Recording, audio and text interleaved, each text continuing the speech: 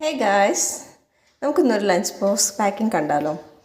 ഞാൻ എടുത്തേക്കുന്നത് ചോറ്, 2 മീൻ വറുത്തത്, അത് ചിക്കൻ പാർട്സ് കറിയാണ് കേട്ടോ. ഇനി അതിലേക്ക് ഒരു കോംബോ കൊടുക്കാനായിട്ട് ഞാനിത് ഇവിടെ ഉപ്പിലിട്ട് വെച്ചിട്ടില്ല, കാണണ്ട, ക്യാരറ്റ്, മുളക്, നെല്ലിക്ക ഒക്കെ എടുത്തിട്ടുണ്ട്.